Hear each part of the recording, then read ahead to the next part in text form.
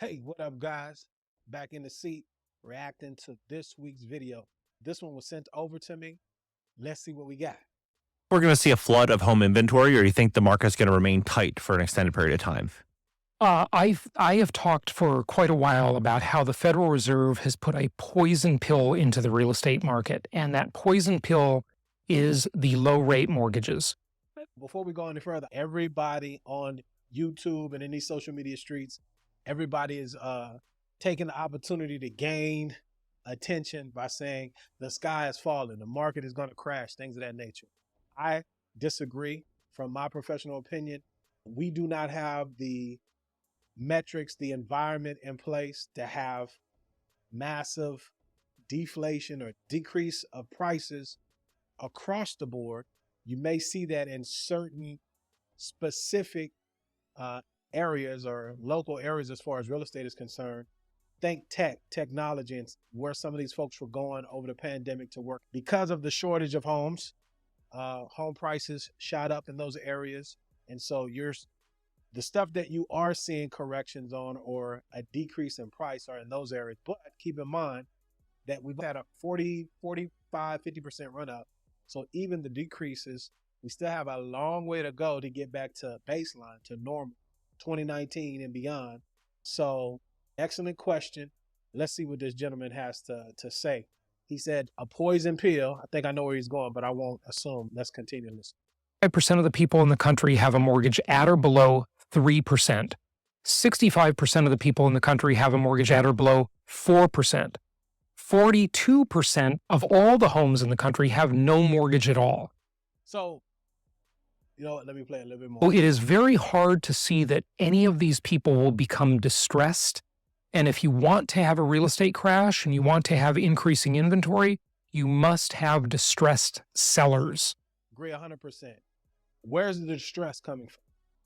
A lot of you guys are younger, and if you were alive from 2008 to 2012, when we went through the housing recession or the global recession that was really caused by housing, the key point to that, I was doing mortgage loans then, I was in the business, but the key point to that was there was a surplus of homes. There was too much inventory. As a result of that, from 2012 coming forward, builders, your big national builders and things of that nature, they have on purpose slow rolled the inventory. They have not kept up with demand ever since then because of what happened then. During that time, there were so many homes coupled with mortgage approval or underwriting standards was very loose during that time. So you had a lot of defaults because of adjustable rate mortgages, and just anybody that wanted a mortgage could basically get one. Folks had 2-3 homes, right? So you got a lot of supply, basic economics, right? A lot of supply, price comes down, right? Limited supply, price goes up. That's what we're experiencing now. I agree with him 100%. Where is the distress? If a homeowner gets in trouble now in foreclosure, okay, he's got a ton of equity. She's got a ton of equity that they're sitting on. And I don't know too many scenarios in which that person would just walk away from the property as a result of that. And then you would need millions, literally millions of these homes to come onto the market to cause the prices just to fall precipitously. Homeowners. And it is just very unlikely that there's going to be any major amount of distress. When you look at the delinquency rates on mortgages, whether they're 30 days, 60 days, or 90 days behind or in the foreclosure process, they are extremely low. In fact, they're at some of the lowest points in history right now. Because of these low rates, people do not want to let go of those mortgages. They do not want to sell their homes. Most of those mortgages have about 28 years left on them. So there is likely to be a housing shortage for quite a while to come. A normal housing market, if you look at Altos stats, which I use more than National Association of Realtors stats because they calculate it differently, but a normal housing market has somewhere in the neighborhood of 1.2 million homes for sale. Right now, we only have 460,000 homes for sale. So that's key too. He said, if you want to look at the National Association of Realtors or the FRED data, the Federal Reserve data, FRED, if you type that in, you can look at the housing inventory, and it's always a lagging number, right? It's going to be a month or two behind. But when you look at the Fred data, what you have to realize is they might say that there's 1 million homes available.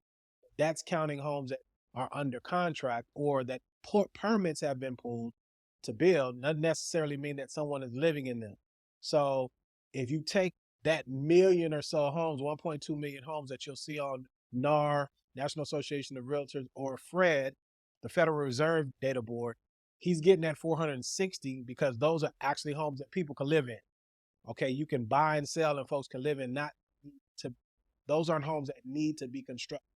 Okay, so with that said, in a normal market, about a 1.2 million homes, that equates to about 6 months worth of inventory. That's a healthy market. We're well below that. Anything less than 1.3 million homes, it's a bad situation. So why that's important is because that plays into the shortage, the lack of homes. As you can see, if you watch over this past year, if you've been on the sideline waiting to buy, you notice home prices are not coming down unless you're in an area where you had a mass of folks coming because they could work from home and they were trying to go into certain areas, Tennessee, some places in Texas, out on the West Coast, South Florida. But again, not a large enough decrease to make any noise, in my humble opinion. Let's keep going. The worst, most savagely short supplied era of the COVID market, we had about 240,000 homes for sale at any given time. So inventory has increased with the higher interest rates and demand has decreased, but still people are just reluctant to put their homes up for sale. There's no incentive. Why would they give up the cheap mortgage to go and take an expensive mortgage, right? There's just no incentive for them to do that. Hey, he hit it out of the park. I agree 1,000%. Guys, here's the deal. Interest rates are up. Eggs, bread, sugar, coffee, everything's up. In all seriousness and joking aside, if you are someone that wants to buy a home, you have to come to terms with that. A normal mortgage market, as far as interest rates are concerned, a great rate is 5%. Okay. Anywhere between 5 to 7%. That's where business really is conducted. So it's an election year, a lot going on. There's a lot of external factors that affect mortgage interest rates on a day-to-day basis. So here's the deal. Can you afford it? If you're looking to purchase a home, you need to know and understand that you can afford the rate today. Forget all of the marketing and branding slogans, buy the home, date the rate, and all that kind of stuff. If you can afford it, it's best that you move forward and buy, because purchase prices are going to continue to rise simply because of supply. If you can't, then you have to wait. But while you wait, there's things that you could do to prepare yourself, because competition is at play. And one of the things that he did not mention is there's a lot of folks waiting with money on the sideline to purchase these properties, be it foreclosure or new inventory coming online, because people can't afford it. Those that can are buying, and because they know folks have to rent, and rent is going up. So don't be discouraged. Don't be dismayed. Excellent video. If you want me to react to one, over on the TikTok at Len2USA, here on YouTube at Len2USA, shoot it over to me and we'll see what we could do. So that's it for this week's Rob Rants on Real Estate. Y'all be blessed, man. Relax, tranquilo. It's going to be all right. It's going to be all right. And until next week, peace.